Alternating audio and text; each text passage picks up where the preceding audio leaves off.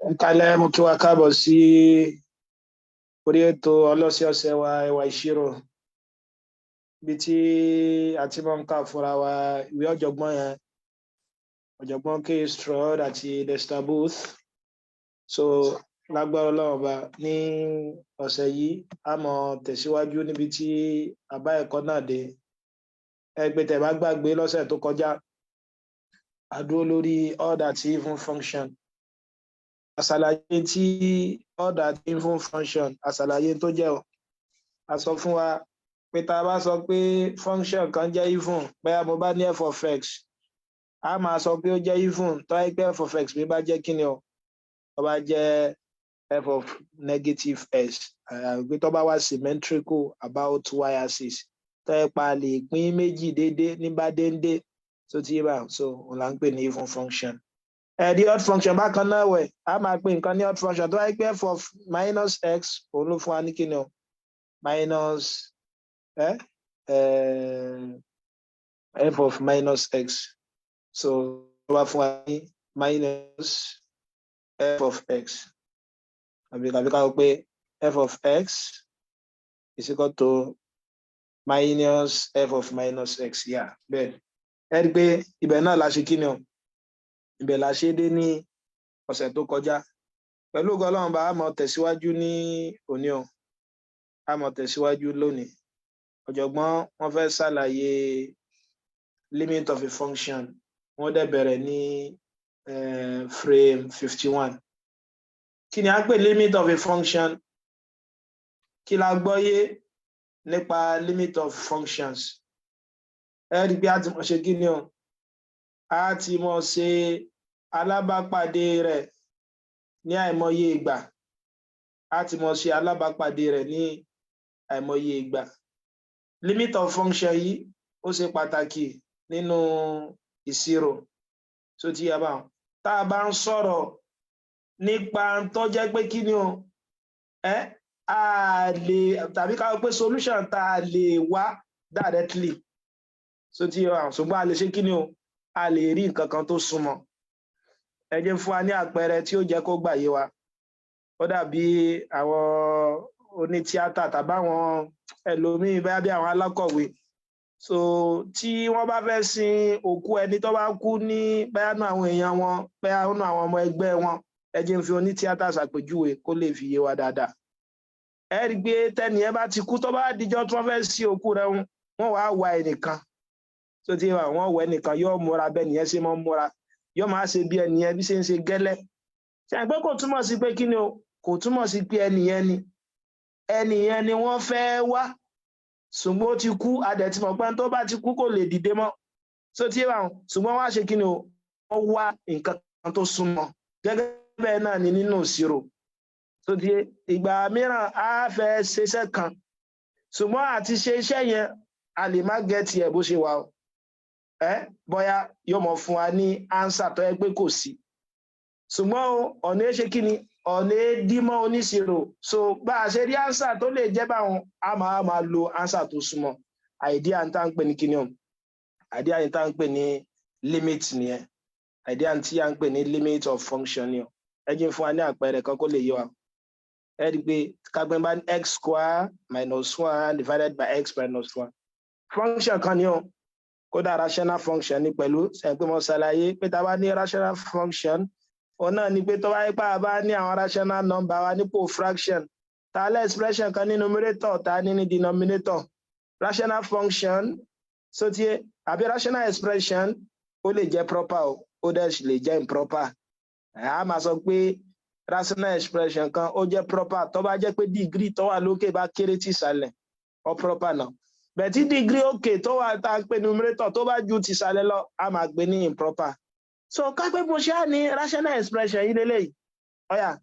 kápẹ́ bá wá fẹ́ ṣe ìgbà tí x mi bá jẹ́ 1 pé when x equal to 1 adẹ tí mọ̀ pé tí wọ́n bá sọ fún wa pé x jẹ́ 1 báyìí òun náà ni pé bí bá ti rí kí wọ́n bẹ̀rẹ̀ tá ti rí x máa fi 1 sí x gbélé ọmọ jẹ́ 1 minus 1 squared àbí minus 1 divided by 1 minus 1 ẹ rí pé yóò fún wa ní 1 minus 1 over 1 minus 1 0 divided by 0 ẹ gbé 0 divided by 0 yìí kí ni 0 divided by 0 ọ̀nà la máa ń pè ní kí ni o indeterminate.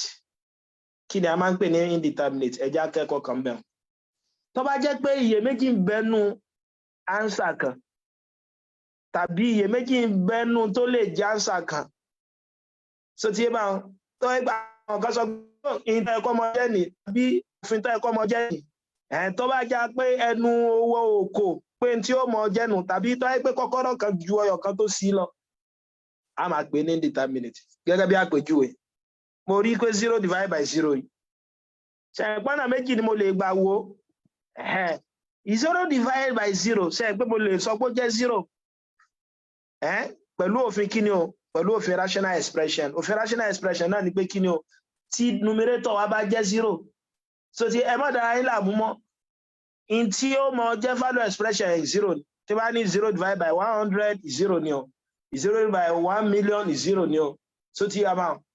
àkọ́kọ́ nìyẹn. Ajá sí pé lè a lè sọ pé ó jẹ́ kí ni, pé ó jẹ́ 0. Ẹja ọkọ̀ gbójú kò ní denominator náà, so tí ẹ bá bẹ̀rẹ̀ tí mo fẹ́ sọ ní pé numerator ti jẹ́ 0 sí ajá sí pé 0 ni. Tá bá tún wá consider denominator náà, ṣe pé denominator náà tún jẹ́ 0. Tí má dẹ̀ sí ní denominator mi kó jẹ́ 0, so tí ẹ bá tí denominator mi tó bá jẹ́ 0, kí la máa ní ẹ̀ undefined. Bó la ṣe máa ń pè ní undefined? Mo ti mọ̀ pé tí n bá ní àbí tí n bá divide number méjì papọ̀, táwọn number wọn dẹ̀ sì lè gẹ́ra wọn, gẹ́gẹ́ bí àpèjúwe 16 divided by 4. Ṣe pé 16 divided by 4 ni o. Torí mo mọ̀ pé tí n bá padà multiply 4 àti 4 papọ̀, kí ni ó mọ̀ fún mi padà? 16. So tí a bá wọn ọ̀dà. So tẹ bá ní 3 divided by 0, ẹ rí i pé inú àṣìṣe tí ọmọ àwọn akẹ́kọ̀ọ́ mi mọ̀ ṣe ni pé wọ́n ní 3 ẹlòmíì ọkọ̀ ní 3 divided by 0, ebi 0 yọrọ kòwé sí 0. Torí tá a bá padà ní 0 divided by 0, a lè get 3 padà. Òun ni ó jẹ́ undefined. So tí wà ẹ rí i pé tẹ bá ṣàkíyèsí rẹ̀ 0 divided by 0 yìí, tó bá jẹ́ pé mo bá wò pẹ̀lú òfin pé tí numerator bá wà 0, ṣe pé yóò jẹ́ 0. Tí n bá wò pé pẹ̀lú òfin tí 0 bá wà denominator, ṣe pé yóò jẹ́ undefined. Ajá sí pé kò sí answer kan tó jẹ́ pé ó sí. Tánsà bá ti ju àṣọ lọ, a máa sọ pé wà indeterminate. Láti mọ̀ pé irú nǹkan bá ní báyìí ní indeterminate. Mo rò bó ti yẹ máa ajá sí pé a gbọ́dọ̀ wá ọ̀nà míì tá a gbà wá expression yìí o. Kí n tó lọ, ẹ rí pé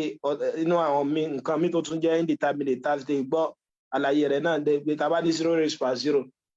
Ẹ gbé 0 raised per 0 indeterminate lòun náà. Ẹ mọ́ lo òfin pé 0 raised per 0 jẹ́ 1 òun èsè 1. Ìdí tóun náà fi jẹ́ indeterminate náà ni pé ṣe pé tí n bá sọ pé 0 raised per 0 tí n bá fẹ́ lo òfin power 0 sọ pé any number tó bá raised per 0 kó mọ̀ jẹ́ 1, though exception 0 wà ń bẹ̀, ṣe pé a lè pé bóyá tó yẹ lómi bá fẹ́ lò yóò lè ní 1. Bẹ́ẹ̀ ní òfin kejì náà ni pé tí n bá ní 0 raised per 0, òun náà ni pé kí 0 mọ multiply ara rẹ̀ lọ́nà 0. So tí bá wọn ṣe pé disaster dẹ̀ sì ní 0. Tí n bá multiply ara rẹ̀ ẹni tí ẹ ti jóná kó mọ́ jóná mọ́ tí ẹ rí pé 0 náà ni ó mọ̀ jẹ́ o. Àyàsí pé 0 raised per 0 pẹ̀lú òfin méjèèjì tá a dá kan yóò lè jẹ́ 1 ó dẹ̀ sì lè jẹ́ 0. Ìgbà táǹsà kan ò ti ṣí yẹn, a máa sọ indeterminate ni. So tí wà ọ̀yà àyàsí pé àbúrò ọwọ́ náà ní tá a padà ṣe léyò. Ọ̀nà wo láwọn ọ̀la gbàdà ṣe? Ó dàbí kọjá pé nínú ọ̀nà tẹ́ ń gbà gádà tẹ́ ń gbà lọ ọ̀dọ̀ yín, gádà wa jà àbí kò tó já. Bí gádà ti já, bóyá bọ́ọ̀lù àbáwọn ọmọ ọwọ́ à ń bẹ̀. Ẹ wá fẹ́ wo kí ni o, ẹ fẹ́ wo bí ọ̀gangan tí bọ́ọ̀lù yẹn wà dáadáa. Ṣé pé tẹ bá fẹ́ rí ibi tí ọ̀gangan tí bọ́ọ̀lù yẹn wà nínú ihò, intelligence náà ni pé kí ni o, ẹ súnmọ́ bí ihò yẹn. Ṣé pé tá a bá súnmọ́ bí ihò, sọ omi pé a lè rí bóyá bọ́ọ̀lù yẹn wà ń bẹ̀, bóyá mo súnmọ́ látàpọ̀ ọ̀tún àbí mo súnmọ́ àtàpọ̀ òsì. Ọ̀yà kápá ní x square minus 1 divided by x minus 1. Ọ̀yà ẹ jẹ́ n kọ́kọ́ sọ pé x mi tí x mi bá jẹ́ bóyá bí 0.5 gẹ́gẹ́ bí àpèjúwe. Ẹ pé tẹ bá fi 0.5 sílẹ̀ 0.5 minus 1. Ẹ pé 0.5 minus 1 yóò mọ̀ fún mi ní kíni o minus 0.5. No 0.5 squared. So tí yé bá tẹ bá tẹ calculator yìí sí ẹ rí pé 1.5 ni o. Kí lẹ ṣàkíyèsí? Ọ̀yà jẹ́ lo 0.9 náà. Ọ̀yà tẹ calculator yìí pé 0.9 squared. Ṣé gbóhùn ni ẹbí tẹ bá ti rí ẹsẹ̀ gbé 0.9 sí 0.9 squared minus 1 divided by 0.9 minus 1. Ẹ rí pé tẹ bá tẹ calculator yìí kí ni ó mọ̀ fún mi 1.9. So tí yé bá sáńtẹ̀lì ẹ gbọ́ tún fún mi kí ni o ó fún mi ní 1.9 ọ̀yà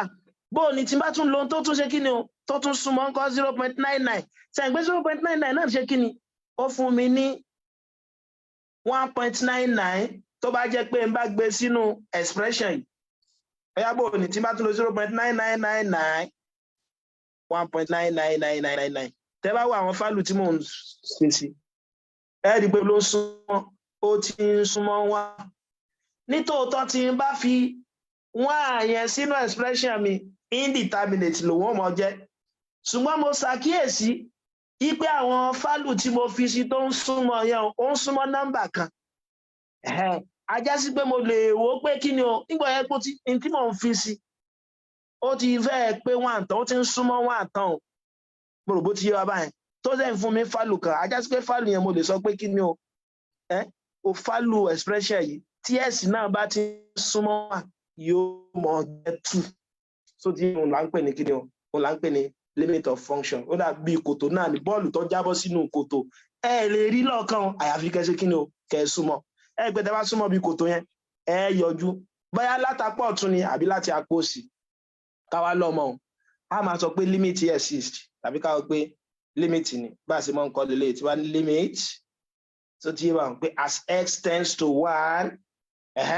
x square minus 1 s minus 1 ẹ lè sọ pé tends to tàbí approaches as x tends to 1 or s approaches 1 yóò mọ̀ fún mi ní 2 bó mo ṣe mọ̀ pé ó jẹ́ 2 sí mo ti mọ̀ pé lè fi 1 sí kó fún mi lánsà hàn tí bá fi 1 sí indeterminate ni ó jẹ́ ṣùgbọ́n mo wá wà tó jẹ́ kó súnmọ́ in tó súnmọ́ bíbá 0.99999 ó ti súnmọ́ wọn àtàn ajá sí pé 1.999 tí mò ń gẹ̀tì náà ti ń ṣe 2 mo lè sọ pé tí wọ́n x mi bá ti ń súnmọ́ 1 yóò mọ̀ fún mi ní 2 mo bó ti yé mi báwọn so ẹ rí pé nǹkan méjì ìṣòro méjì là kọ́kọ́ rí ìṣòro àkọ́kọ́ ni pé gbà tá a bá fi kíni o tá a bá fi x sí wa ṣe 1 àmọ́ answer jẹ́ indeterminate àbí ṣùgbọ́n a lè rí i pé ń súnmọ́ 2 so tí báwọn so a fẹ́ fi answer sí ṣùgbọ́n answer tá a fi sí òun a gbọ́dọ̀ sọ sangility pé tí n bá fi x mi kó jẹ́ 1 yóò mọ̀ fún mi 2 rárá mathematics ẹ gbọ́dọ̀ sọ nǹkan bí nǹkan ṣe rí ni èyí tepo bọyọ nù ṣírò so tí báwọn bí nǹkan bá ṣe rí lèyàn ó sọ so ajá sí pé tá a bá fẹ́ sọ báyọ̀ náà ni pé kí ni o limit expression nígbà tí x bá súnmọ́ 1 òun ló fún wa ní kí ni o òun ló fún wa ní 2 gẹ́gẹ́ bó ṣe sọ a lè sọ pé ọwọ́ approaches bó wà ní a máa sọ pé limit kan exist o limit kan ò lè exist àyàfi pé ó bá súnmọ́ lápá tún àtàpá òsì nínú ìṣirò nínú tá a tún máa ń wí náà ni pé kí ni o a máa ń pè nǹkan kan ní left hand limit so tí wà so nígbà míì wọ́n lè kọ minus tàbí kí n sọ pé limit as a minus so tí wà adẹ̀sùn lè kíni o mo lè ní right hand limit ni pé kí ni o bá limit a positive pé left hand limit right hand limit náà ni pé kí ni o tẹ́ bá mú àwọn tó bá pé àwọn tẹ́ mọ mú tẹ́ fi mọ túkọ̀ wò yẹn tó jẹ́ pé nọ́mbà tó súnmọ́ nọ́mbà tá a fẹ́ wá yẹn o tó bá jẹ́ pé lápá tún rẹ̀ ni ẹ rí i pé 1 ni mò ń wó àbí àwọn nọ́mbà wo ni mò ń lò lẹ́ẹ̀kan ṣe pé 1 ni mo fẹ́ fi sí àwọn nọ́mbà wo ni mò ń lò mo kọ́kọ́ lo 0.5 ẹ rí i pé apá sìn 1 ní 0.5 àti pé limit tí mo wọ́n bẹ̀ 1 raised power minus 1 ni o ìtumọ̀ náà ni pé kí ni o left hand limit ni so tí báwọn a tún lè ní right hand limit náà òun náà ni pé tọ́lá ìpè ń consider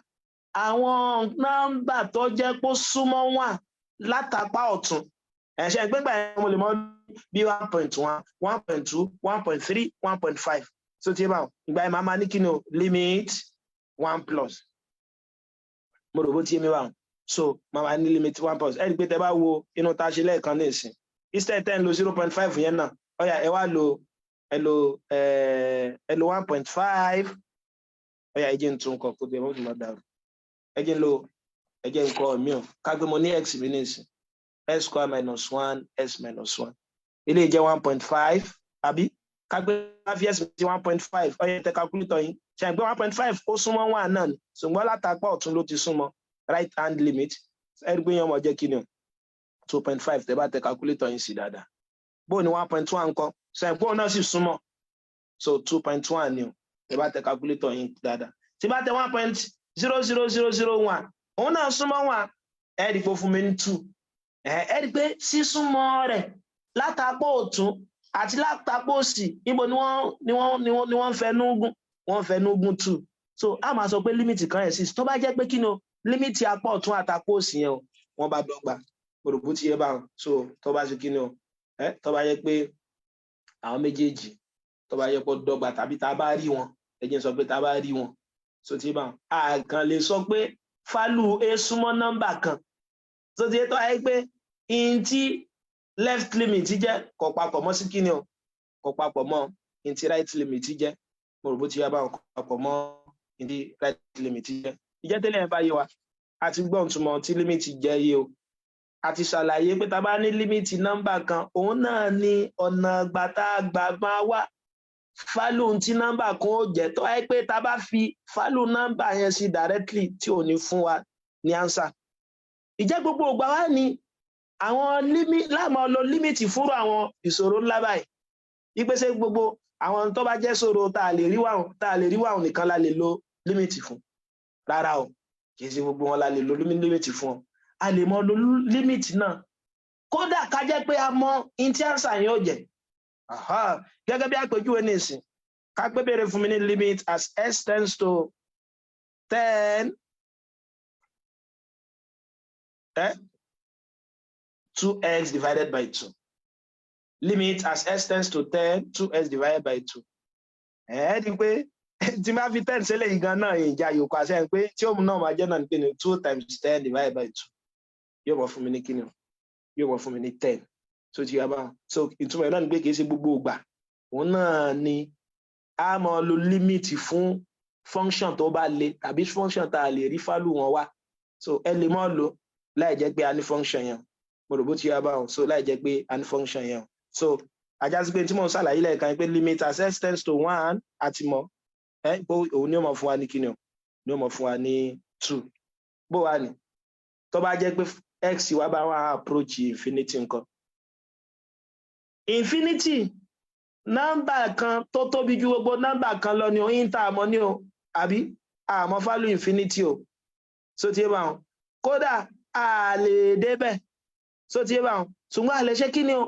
a lè wá fálù function tó jẹ́ pé ó ní infinity nínú ọ̀dà ẹjẹ́ á bẹ̀rẹ̀ báyìí tí máa ní wá infinity nǹkan kí ni wọ́n fa infinity ọmọ fún mi àmọ́ undefined bó la ṣe mọ̀ ṣe pé infinity gẹ́gẹ́ mo ṣe sọ ọ́dà gẹ́gẹ́ bí kìí ṣe pé níta mọ̀ náà ní níta kan ronú pa rẹ̀ ni a sá mọ̀ pé a lè mọ̀ ka àwọn real number tán ẹ rí i pé tẹ bá fẹ́ kọ́ ọmọ sunkún ẹni mọ̀ ka real number láti òní kọ́ mọ̀ ka real number kọ́ mọ̀ dákẹ́ tàbí kẹ́yìn gan àgbàlagbà kẹ́kọ̀ọ́ mọ̀ ka real number lọ pé real number bẹ́ẹ̀ ti ẹ̀bẹ̀rẹ̀ látòrí negative -2 -1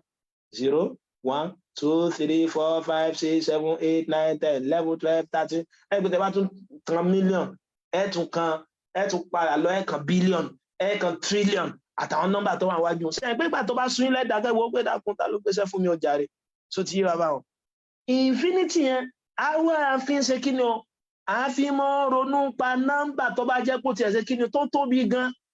ajásí pé tí bá ní 1 divided by infinity undefined yóò mọ̀ fún mi so yé mi bó ṣe jẹ́ undefined torí iṣẹ́ kan lè sọ bí kẹ́hìn sọ pé 1 divided by giga tàbí kẹ́hìn sọ pé 1 divided by x bó lẹ́sìn fẹ́ sọ nígbà tá a mọ̀ tí x jẹ́ so ti yé báwọn ṣùgbọ́n ṣé mo lè sọ pé 1 divided by infinity ṣe àìkú tún lè rọrùn rẹ̀ náà 1 divided by infinity jẹ́ 0 wàhálà lòun náà so ti yé báwọn torí ẹ má gbàgbé òfin tí mo sọ lẹ́ẹ̀kan mo ní tá bá ní 8 divided by 2 ó mọ̀ fún mi 4 torí mo mọ̀ pé 4 times 2 mi yóò mọ̀ fún mi ní 8 padà mo rò bó ti yé mi báwọn ọ̀yà tẹ bá lélẹ̀ yìí náà kọ́ mo ní 1 divided by infinity jẹ́ 0 ajá sí pé kí ni 0 times infinity ó mọ̀ jẹ́ ṣé yóò mọ̀ fún wa ní 1 padà ajá sí pé gbà tí ò ní wọ́n fún wa àmọ́ ṣùgbọ́n a lè lo ọgbọ́n tó ẹja lo ọgbọ́n tó dópin fún nípa limit function ọ̀yà ẹ pé mo ní 1 divided by infinity ká pé mo ní 1 divided by x adẹ̀ tí mọ̀ pé ta bá ní infinity ni nọ́mbà tó tóbi ju nọ́mbà tá a tiẹ̀ lè rò lọ ó tóbi gan. Tẹ́ bá ro nọ́mbà kan nínú ní pé ó yá fún mi nọ́mbà kan 1 trillion 5 ìrọ̀ infinity tóbi jù lọ. Ó yá ẹja máa ronú nípa nọ́mbà kan máa ṣàlàyé nǹkan kan fún wa nísìnyí. Ó yá tí bá ní 1 divided by 10 nǹkan kápí x mi jẹ́ 10 kí ni ó mọ̀ fún mi 0.1. Ó yá tí bá ní x mi jẹ́ 100 nǹkan yóò mọ̀ fún mi ní kí ni 0.01 yàní tí bá ní 1/100. Ó yá tí bá ní 1 divided by 1000 nǹkan kí ló wọ́n mọ̀ fún mi 0.001. Tí bá ní 1/10,000 nǹkan kí ló wọ́n mọ̀ fún mi 0.0001. kí lẹ ṣàkíyèsí ọ̀dà tí bá ní 1/100,000 nǹkan yóò mọ̀ fún mi ní kí ni 0.0001. kí lẹ ṣàkíyèsí ẹ rí i pé bí tó wà denominator yẹn ṣe kí ni o bí ṣe ń pọ̀ sí gẹ́gẹ́ bẹ́ẹ̀ náà nọ́mbà yẹn mẹ́nu lé 0 ìgbà tó jẹ́ 10 0.1 ní 0 náà ni ṣùgbọ́n kò súnmọ́ 0 tán ìgbà tó jẹ́ 1/100 ó jẹ́ 0.0 ẹ wo ìgbà tó tó 1/100,000 yìí so ti ìgbà tó jẹ́ 1/100,000 ẹ̀wọ̀n tí mo ní 0.000 ó yá imagine ká gbé bá ní 1/1 billion ṣe pé tí màá máa ní kí ni o 0.00000000000 kí lẹ ṣàkíyèsí bí nọ́mbà tá a mú bí ṣe ń pọ̀ sí gẹ́gẹ́ bẹ́ẹ̀ náà nọ́mbà yẹn ṣe kí ni o ló ń approach 0. ajá sí pé mo lè tún infinity yẹn náà kọ sẹ́yìn pé mo sọ pé infinity yẹn nọ́mbà tó tóbi ju nọ́mbà tó tóbi lọ ni ajá sí pé táwọn nọ́mbà yẹn bá ti ń súnmọ́ 0 kí ni màá máa níbà wọn mọ́ bínú táwọn nọ́mbà yẹn bá ti ń súnmọ́ infinity mo fẹ́ sọ táwọn nọ́mbà yẹn bá ti ń súnmọ́ infinity báyìí ajá sí pé kí láǹsà fi wọ́n jẹ́ 0. ẹ dákun sa agbára yìí yẹn ìgbà tí mo fi 10 sí mo ní 0.1 ìgbà mo fi 1000 sí mo ní 0.001 bí nọ́mbà yẹn ṣe ń tóbi sí ló ṣe ń pọ̀ ajá sí pé tí n bá lo 1 billion 1/1 billion yóò máa jẹ́ 0.0000000. ó yá tí máa fẹ́ wo nọ́mbà tó súnmọ́ infinity nǹkan mọ́dẹ̀ mọ̀ pé infinity pọ̀ ju nọ́mbà tó pọ̀ lọ ajá sí pé wọ́n fi ní 0.00000 answer yóò ti súnmọ́ 0. so ajá sí pé mo lè sọ ipe limit as x tends to infinity 1/x mi kí ni ó máa jẹ́ o 0 ni ó máa jẹ́ o mo lè mọ̀ ntí 1/infinity jẹ́ ṣùgbọ́n mo lè mọ̀ ntí limit rẹ̀ ó máa jẹ́ yàní tó súnmọ́ ẹ dákun sí agbọ́ àlàyé eléyìí tí mo ń sọ yẹn yé ajá sí pé tá a máa ń sọ̀rọ̀ nípa limit a máa ronú nípa ìsúnmọ́ tó ti bá wọn a máa ronú nípa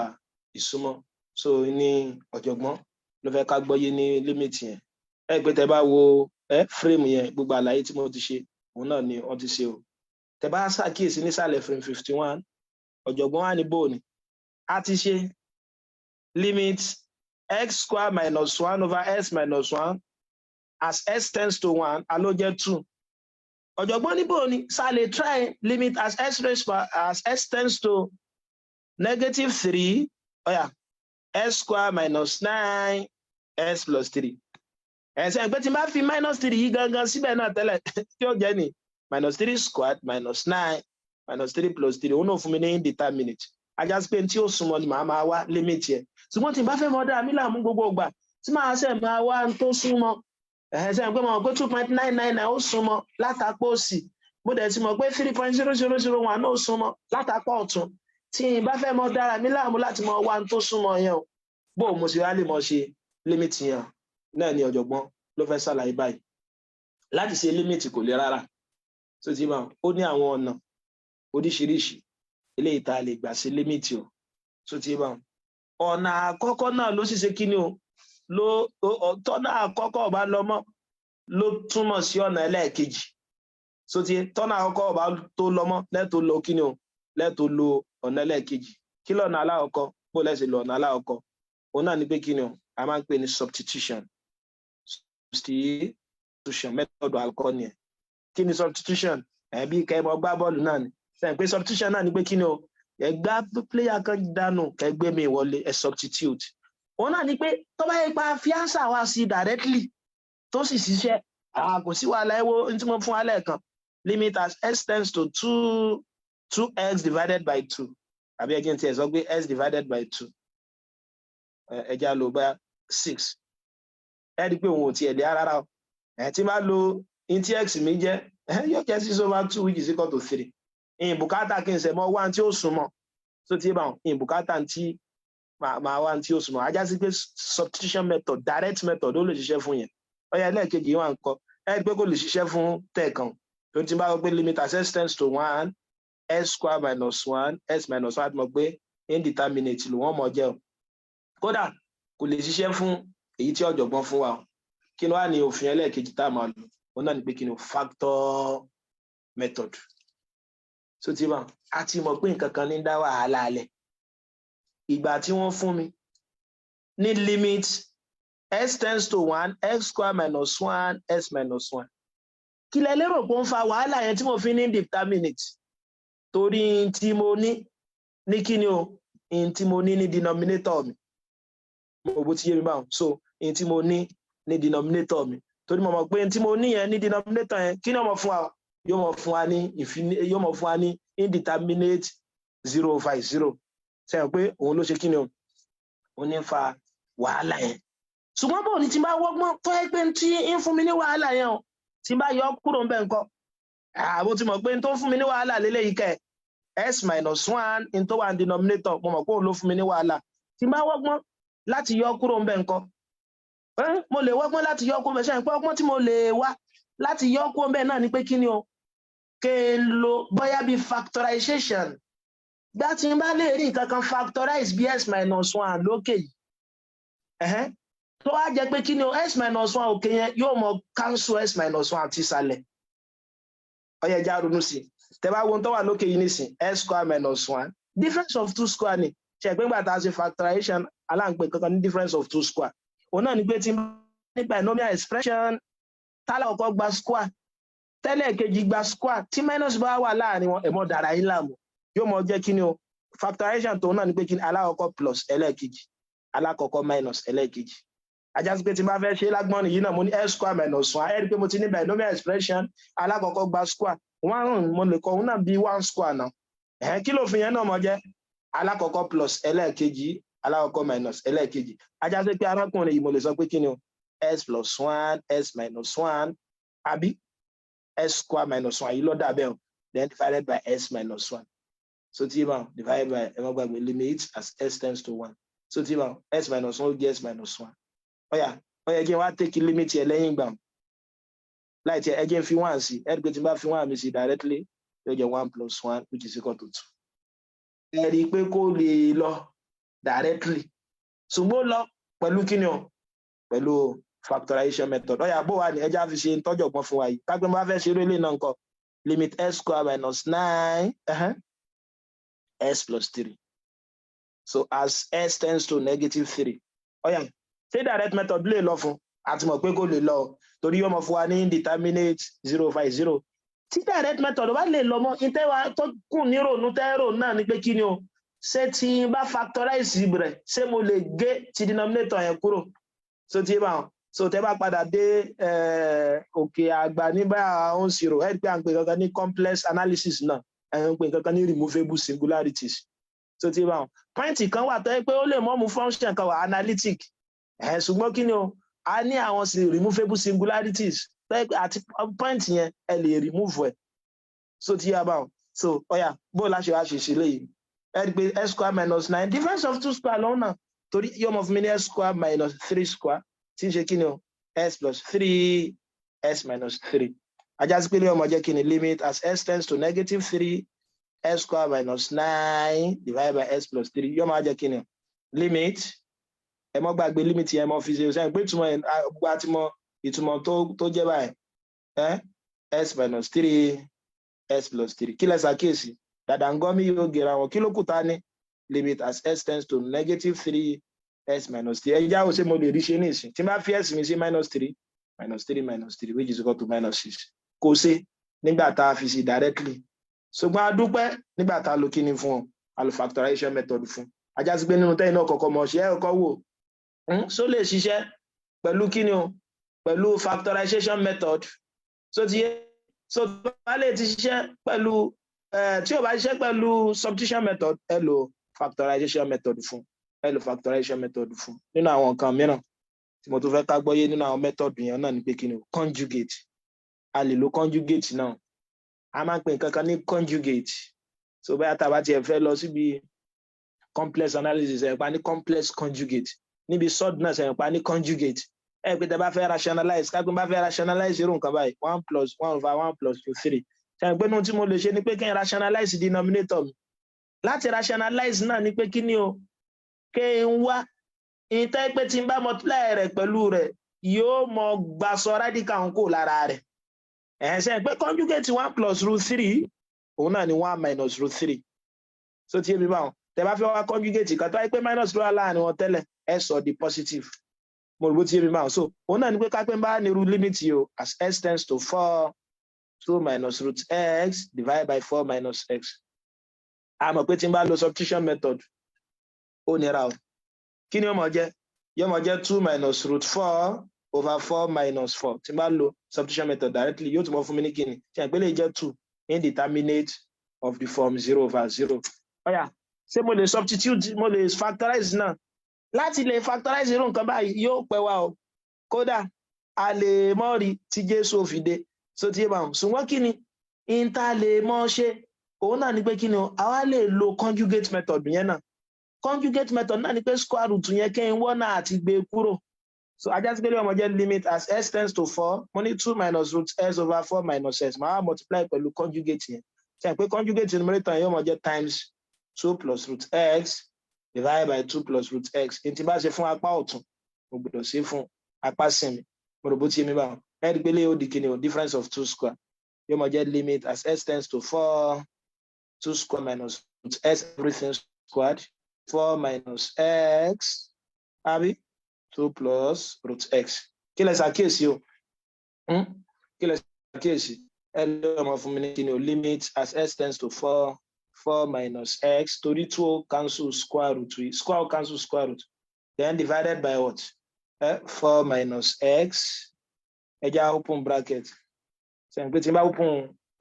bracket yẹn. Tí n bá tiẹ̀ tí open bracket ẹ jẹ́ n kọ tán 4 - x 2 + √x. Kí lẹ ṣàkíyèsí? Ẹ kí mo ti rí gé. Òun náà ni kí ẹ mọ̀ ọgbọ́n àlùmọ̀kọ́rọ́ yìí tẹ́ fi lè ṣe kíni o? Tẹ́ fi lè yọ límìtì yẹn kíní yẹn dànù into indeterminate yẹn dànù. So ẹ gbé tí n bá fi 4 mi sínsìn yóò mọ̀ jẹ́ kíni 1/2 + √4 which is 1/2 + 2 tó jẹ́ 1/4. So ẹ rí pé ó ṣiṣẹ́ fún báyìí náà. So nínú àwọn ọ̀nà mìíràn ẹ rí pé ọ̀nà aláwọ̀kọ́ alámàlò substitution. Tí substitution ò bá ṣe ẹ lo factor method. Tó náà ò bá ṣe ẹ lo conjugate. Tí conjugate náà ò bá ṣe a tún lè lo kíni o? A lè lo tí a ń pè ní rational functions. Rational function òun náà ni pé kíni o? Ẹ mọ̀ divide pẹ̀lú highest power of the denominator. Eléhùn dùn lò tó wáyé pé ń lo kíni o? Tó wáyé pé mò ń lo infinity. So tí bá báyà nísìnyí wọ́n fún mi ní kíni o? Limit as x tends to 0. So tí bá limit as x tends to 0 mo á ní kíni o? Mo ní 2x⁻³ plus 4x squared. So plus 4x squared plus 5 then divided by ẹja sọ pé tí bá ní kíni o? Tí bá ní 2 or 4x⁻³ plus 2x squared. So tí bá so plus 2x squared plus 9.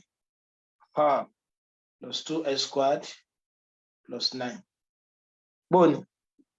láyé ṣe léyìí láti ṣe léyìí kò lè rárá tó wáyé pé rational function la fẹ́ lò. Pé tá a bá fi 0 sí ẹ̀jẹ̀ ń pa eléyìí rẹ̀. Pé tí n bá fi 0 sí léyìí gbogbo rẹ̀ ó mọ̀ jẹ́ kíni o? Gbogbo rẹ̀ ó mọ̀ jẹ́ 0. Ó dẹ̀ lè mọ́ rọrùn láti lo substitution method. Tẹ́ bá fẹ́ lo rational náà ni pé kíni o? Ẹ mọ̀ divide pẹ̀lú kíni o? Highest degree of the denominator. Kí ni highest degree tó wà ní denominator? Ẹ̀jẹ̀ ń lo 4 fún. Ẹ mọ̀ bínú ẹ̀jẹ̀ á lo 4 báyìí. Highest degree tó wà ní denominator náà ni x⁻⁴. Ajá sí pé màá divide rẹ̀ pẹ̀lú gbogbo wọn lọ́yọ̀ kọ̀ọ̀kan báyìí. Yóò mọ̀ jẹ́ kíni o? Limit as x tends to 0 2x⁻⁴ over x⁻⁴ plus 4x squared over x⁻⁴ divided by 4x⁻⁴ over x⁻⁴ plus 2x⁻². So the over what? x⁻⁴. so ti mi wa ẹ rí pé tí n bá fi limit rẹ̀ sí àkọ́kọ́ ní eléyìí àti ti kọ́kọ́ gera wọn eléyìí àti eléyìí náà gera wọn so tí n bá fi eléyìí àti eléyìí náà ẹ rí pé yóò kù mélòó yóò kù méjì nísàlẹ̀ báyìí so ti mi wa no ẹ má bínú infinity ni infinity la máa ń lò fún sẹ́yìn pé yóò kù méjì nísàlẹ̀ àbí eléyìí náà kù méjì nísàlẹ̀ ẹ rí pé tẹ́ bá wò dáadáa nísìnyí eléyìí ọmọ fún mi ní kí ni o limit s to infinity 2 plus what 4 over s square divided by what 4 plus kí ni 4 plus kí ni 2 over s square ọ̀yá tá a bá lo limit yẹn sí ńkọ́ tó bá approach infinity ṣe ìgbélé wọn jẹ́ infinity square a dẹ̀ sọ pé limit yẹn as s tends to infinity tẹ́ bá nírú nǹkan báyìí kí ni wọ́n fún wa 0 ajá sí pé wọ́n jẹ́ 2 plus 0 over 4 plus 0 which is 2 over 4 half so là ń pè ní kí ni o infinite limit again cause the infinite limit àti rational function again tó kọ́ wa ní nǹkan kan náà sí so náà là ń pè ní kí ni L'Hospital's rule ó dàbí fún àwọn tàbá wà ní orí ìkànnì WhatsApp wa ẹnìkan béèrè ń tọ́jú ọmọ bẹ́ẹ̀ ní last week L'Hospital's rule náà ní pé kí ni o tẹ́ ẹ bá ti lo gbogbo inter ti kọ́ sẹ́yìn yẹn ẹ lo substitution method kò bá mu ẹ lo factorization method kò ṣe ẹ lo conjugate kò ṣiṣẹ́ limit náà kò ṣiṣẹ́ fún so ẹ lè mọ lórí L'Hospital's rule ẹ gbé L'Hospital L'Hospital's rule òun máa ṣiṣẹ́ fún kí ni o indeterminate of the form 0 over 0 àti kí ni o infinity over infinity òfin tí L'Hospital's rule ń sọ náà ni pé kí ni o tó bá jẹ́ pé ẹ bá ní limit kan tó wá jẹ́ s tends to a f of x over g of x so ti yẹn bá ó wá jẹ́ pé nígbà tí máa limit yìí ó ń fún mi ní indeterminate form ajá sí pé limit yìí ó lè mọ ó ní kí n mọ ṣe kí ìmọ̀ differentiate numerator àti denominator títí fi ní rí indeterminate mọ́ ajá sí pé lèyí yóò mọ̀ jẹ́ limit as s tends to a f prime of x over g prime of x derivative ni o is equal to limit as s tends to a f prime of x over g prime of x títí dé rí kí ni o limit as s tends to a f nth of x g nth of x so tiẹ̀ so ajá sí pé tí wọ́n bá fún wa ní nǹkan a lè lo kí ni o a lè lo L'Hospital's rule sí o ẹ gbé níjọ́ nìyẹn tí ọkùnrin ara ọ̀rẹ́ wa kan tó béèrè pé s raised by 0 limit as s tends to 0 sin s over x ẹgbẹ́ tó bá rántí ẹ pé mo ní 1 láì dára yín là mú 1 tó rẹ̀ lè lo L'Hospital's rule fẹ́lẹ̀ ṣe ẹ̀ pé tí n bá lo eléyìí yóò mọ̀ fún mi ní sin 0 over 0 sin 0 ni 0 náà 0 ni indeterminate of the form 0 over 0 ni o ajá sí pé mo lè lo L'Hospital's rule mi kí dẹ̀ ni L'Hospital's rule mi sọ òun náà ni pé tó wáyé pé ń bá wá limit function tó bá jẹ́ pé kò ṣe kí ni o ó fún mi ní indeterminate form òun náà ni pé mo tún lè differentiate wọn lọ́kọ̀ọ̀kan so tí máa differentiate wọn lọ títí òfin ní ṣẹ́kù mọ́ tí òfin ní rí indeterminate yẹn mọ́ ṣe pé tí máa tún differentiate eléyìí mo tún lè sọ pé limit as s tends to 0 kí n derivative sin x cos x adverb derivative kí n derivative x 1 ajá sí pé ó ti dá limit as s tends to 0 cos x tí x mi bá jẹ́ 0 yóò mọ̀ jẹ́ cos 0 kí dẹ̀ ni cos 0 1 so ti bá nínú àwọn properties tá a gbọ́dọ̀ mọ̀ náà ni so pé limit as s tends to 0 sin x over x is 1 kódà tan x bẹ́ẹ̀ náà 1 lòun náà ẹ dákun ṣe àgbọ̀ àlàyé yẹn yé so kò í sọ òun nìkan ló lè kódà ń ta ṣe lẹ́ẹ̀kan yẹn wò limit as s tends to 1 s square minus 1 over s minus 1 ẹ lè lò L'Hospital's rule fóun náà torí mọ̀ pé lè yóò mọ̀ fún mi ní indeterminate form 0 over 0 ọ̀yà tí máa fẹ́ lò fi L'Hospital's rule náà ni pé màá differentiate rẹ̀ títí ìfiniri limit yẹn mọ́ ẹ jẹ́ ká differentiate ẹ̀ lẹ́ẹ̀kan ṣe àgbẹ̀ tá a bá differentiate ẹ̀ lẹ́ẹ̀kan kí n derivative x square minus 1 2x kí n derivative x minus 1 1 tẹ́ bá lo 1 àwa báyìí ń ṣe pé yọmọ jẹ́ 2 times 1 over 1 eléyìí ti ṣe 2 ẹ dákun ṣe àgbọ̀ àlàyé yẹn yé òun náà ni nínú method kẹfà òun náà la máa ń pè ní kíni o delta epsilon method so bet ká bá dé limit ọjọ́ wa ìtọ́ra tún kan limit ọ̀jọ̀gbọ́n kan fẹ́ sáré sọ limit yẹn ká tó bọ́ sí differentiation so mama ṣàlàyé delta epsilon method náà so òun náà ni pé delta náà tá bá sọ pé delta àti epsilon delta yẹn pé nínú ilé analysis ẹlòmíì ọkàn ha delta ṣe rí delta náà ni pé kí ni o nọ́mbà tó bá kéré nọ́mbà tó kéré àmọ́ sọ pé a sọ pé ìkan kéré sí kí ni o sí limit wa ìkan dẹ̀ sì kéré sí function ìkan kéré sí point wa so ti bá wọn ṣùgbọ́n àwọn méjèèjì gbọ́dọ̀ mọ wà positive wọ́n gbọ́dọ̀ mọ ju 0 lọ òrùbó tí wọ́n gbọ́dọ̀ mọ ju 0 lọ ìjẹ́tẹ̀lẹ̀ yẹn bá yé wa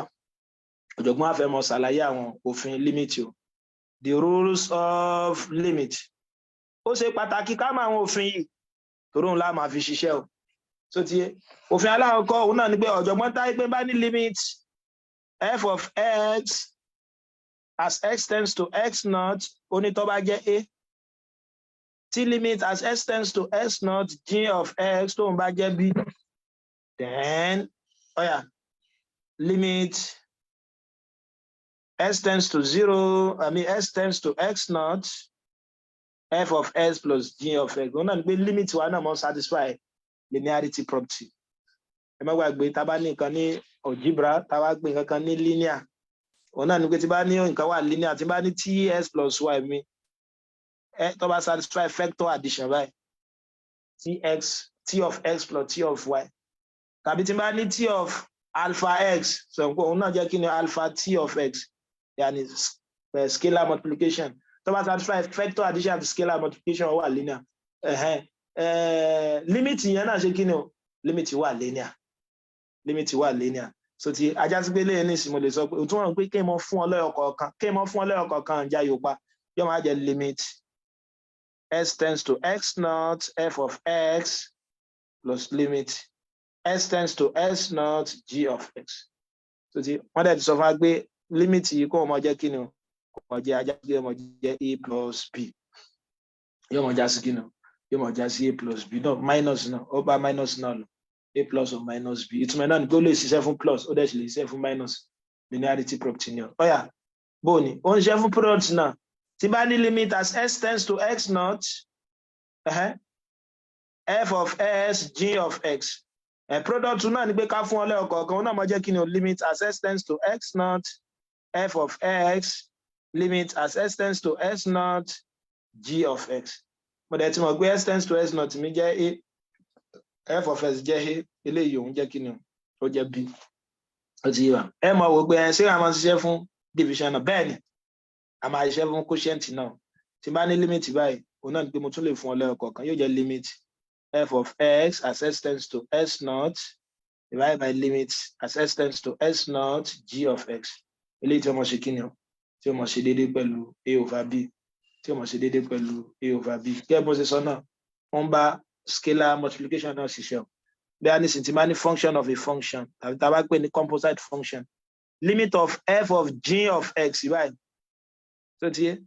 àwọn náà ní kí ni o f of mo lè gbé f yẹn jáde limit s tends to x naught g of x tó ti yé báwọn so yóò máa fún mi ní kí ni o f of b torí mo ti mọ̀ pé eléyìí àti define rẹ̀ pé kó máa jẹ́ kí ni o àti define rẹ̀ pé kó máa jẹ́ b so ẹ máa appreciate àwọn òfin pẹ̀lú iṣẹ́ yìí o ọ̀dà bó ní ká pé bá fẹ́ ṣeré eléyìí nǹkan mo ní limit as s tends to pi s square minus sin x òun náà ni pé mo lè lo linearity property mi táwọn méjì mo ní mo lè fún ọ lẹ́yọ̀ kọ̀ọ̀kan yóò máa jẹ́ kí ni o limit as s tends to pi x square minus limit as s tends to pi sin pi ṣàgbélé ọmọ fún mi ní pi square tó ti yé báwọn then minus sin x so mo dẹ̀ mọ̀ pé sin pi ṣàgbé pi is 180 ní radian so ti kí dẹ̀ ní sin 180 that is 0 àjàsígbélé ọmọ fún mi ní kí ni o pi square ẹgbófin yẹn lálù bóòní kágbé wá wọn fún yín ní relé nǹkan limit as s tends to pi x square sin x òun náà ò lè rárá bẹ́ẹ̀ ṣe náà nìyẹn ẹ lè ṣe kí ni ẹ lè fún ọ lẹ́yọ̀ kọ̀ọ̀kan yóò máa jẹ́ kí ni o limit s tends to pi x square limit s tends to pi sin x so yóò máa fún yín ní kí ni o pi square sin pi so tẹ́ bá lo kí là ń pè yóò máa jẹ́ pi square times mo ti mọ̀ pé sin 180 jẹ́ 0 àbí yóò máa jẹ́ 0 ẹ mọ́ gbọ́ yé pé torí pé mo get 0 báyìí kò túmọ̀ sí pé òun náà wà kò túmọ̀ sí pé ó wà undefined kò wà kò túmọ̀ sí pé indeterminate ni o kò túmọ̀ sí pé indeterminate ni o ẹni pé tẹ́wá wà àpẹẹrẹ kẹta tí ọ̀jọ̀gbọ́n fún wa yẹn náà a lè ṣe yẹn náà so ẹ rí i pé nǹkan kan náà ni ó fún wa tẹ́ bá lo kọ́ọ̀sì fún so bẹ́ẹ̀ kí n tiẹ̀ kọ́ mo ní c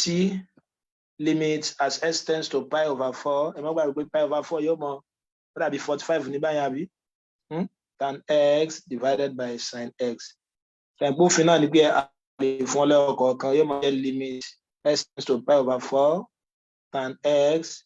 divided by limit s tends to pi over 4 sin x tó ti yóò máa jẹ́ tan pi over 4 divided by sin pi over 4 kí ni tan 45 tó ti yẹ ṣe pé náà tí wọ́n fẹ́ ká mọ̀ ní èrí náà ni a ní sin 45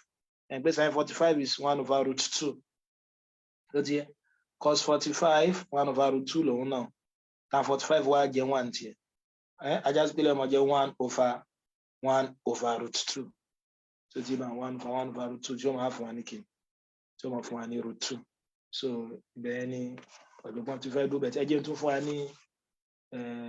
irú kan ẹ jẹ́ fún wa ní kan ká gbé lura nínú exercise ibẹ̀ ọ̀yà ẹ wọlé yìí o ọ̀jọ̀gbọ́n evaluate limit as s tends to -1 s square plus 2s plus 1 divided by s square plus 3x plus 2 ẹ má gbàgbé kí mo ní nǹkan aláwọ̀kọ́ tẹ́ ẹ̀kọ́ ṣe ẹ lò kí ni o ẹ lè lo direct substitution ẹ gbé tí bá fi direct substitution mi sí yóò máa fún mi ní kí ni -1 squared plus 2 into -1 plus 1 1 squared plus 3 into -1 squared plus 3 into -1 plus 2 ajásígbélé ọmọ jẹ́ kí ni 1 àbí -2 plus 1 1 minus 3 plus 2 tẹ́ bá ṣàkíyèsí rẹ̀ yóò mọ̀ fún wa ní indeterminate 050 so tí mi bá wọn yóò mọ̀ fún mi ní kí ni indeterminate 050 ọ̀yà ṣe àpótí wá fún mi mo lọ́nà tá a lè lò náà ni pé kí ni a lè lo factorization method ẹjá ò báyà lè factorize yẹ nígbà yẹn pé quadratic expression ni x square plus 2s plus 1 s square plus 3s plus 2 bẹ́ẹ̀ ni ṣe pé n tó wà ní numerator yìí perfect square ni o x plus 1 square ló wà ń bẹ̀ tí o bá dẹ̀ yẹ yẹn mọ́ gbàgbé x square plus 2s plus 1 ẹ lo quadratic formula fún ṣe pé a mi ń bíbà yìí jẹ́ 1 àbí b mi jẹ́ 2 c mi dẹ̀ jẹ́ 1 ac mi ó jẹ́ 1 òun náà ni pé kí n tọ́ ẹgbẹ́ tí n bá multiply rẹ̀ papọ̀ yóò mọ̀ fún mi ní 1 tí n bá add ẹ̀ papọ̀ tí ó mọ̀ fún mi ní 2 tẹ́ bá ṣe báyìí rí pé ẹ mọ̀ get s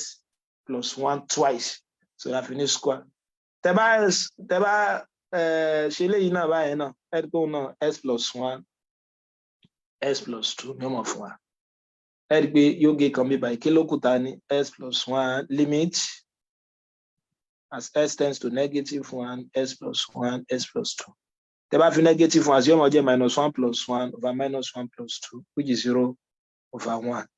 which is equal to 0 ajá sí pé 0 ló jẹ́ mo ní ẹ mọ́ gbọ́ yé pé ó wà indeterminate o kì í ṣe indeterminate o 0 náà láǹṣà yín o kódà ẹ lè lo le hospital rule fún ọyà ká gbé mo fẹ́ lo le hospital rule náà fún mo ní limit as s tends to -1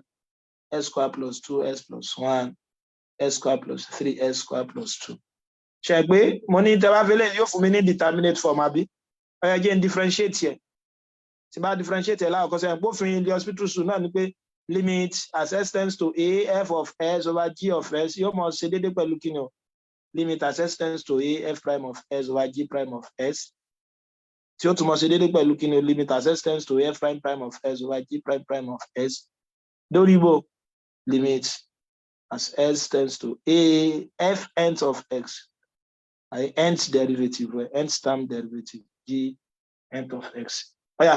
omi ìpè tí bá differentiate ẹ̀ lẹ́lẹ́kejì náà yóò mọ̀ jẹ́ limit as s tends to 1 ilé ọmọ jẹ́ 2x plus 2 over ọyọ ẹja differentiate denominator náà wọn náà jẹ́ 2s plus 3 ẹgbẹ́ tí bá sọ òun náà kí ni ọmọ fún mi ẹgbẹ́ máa jẹ́ 2 times minus 1 plus 2 2 times minus 1 plus 3 so ti so 2 times minus 1 ó jẹ́ 0 so eléyìí ó jẹ́ kí ni o 2 times minus 1 that's minus 2 plus 3 so 0 over minus 1 which is equal to 0 ẹgbẹ́ 0 ni òun náà jẹ́ so 0 ni òun náà jẹ́ so eléyìí ni kí ni o eléyìí ni limit of function pẹ̀lú ọlọ́mọba bíbá yìí náà ni màá ti mọ dúró lálẹ́ mo rọ̀ wá láti ṣe àwọn questions tí ọ̀jọ̀gbọ́n mú wá yẹn kí la kọ́ lónìí òun náà ni limit of function nù so mo ṣàlàyé mo ní limit of function òun náà ni pé tá a bá mọ tó jẹ́ answer kan tàbí answer kan fún wa ní indeterminate ọ̀nà ìgbà máa wá answer yẹn òun náà ni pé kí ni o ká máa wá àwọn tó súnmọ́ so táwọn tó súnmọ́ yẹn wọ́n là ń pè ní limit so ti yẹ báwọn mo dẹ̀ ṣàlàyé ntí limit o gbà táwọn àwọn pé limit kan wà exist òun náà ni pé tí n bá ní left limit mi tó bá equal sí kí ni o tó bá equal sí right limit exist àwọn méjèèjì mo rí wọn so ti yẹ báwọn àwọn méjèèjì mo rí wọn wá àwọn méjèèjì mo rí wọn wá mo dẹ̀ ṣe limit s to infinity fún wa wọn tá a bá nírun kan báyìí limit as s tends to infinity 1 over s 0 ni ọmọ jẹ o àkàlà ṣe 1 over s fúnra lára rẹ̀ àbí 1 over infinity fúnra lára rẹ̀ undefined lòun o ṣùgbọ́n tó bá yẹ pé mo fi limit sí yóò mọ jẹ́ 0 pé mo ṣàlàyé pé infinity nọ́mbà tó tóbi ju tí nọ́mbà tó tóbi lọ ni ẹ̀bẹ̀ tí nọ́mbà bá ti ń approach tó pọ̀ ẹ rí i pé tí denominator mi bá pọ̀ ju bó ṣe yẹ kó rí lọ tó wá pọ̀ ju numerator lọ pé 0 ni ó mọ̀ fún àwọn sọ pé tá a bá ní 1 over 10 ó ti ẹgbẹ́ 0.1 1 over 100 0.01 1 over 1 million 0.000 so tó bá pọ̀ ju 1 million 0.0000 mo dẹ̀ ṣàlàyé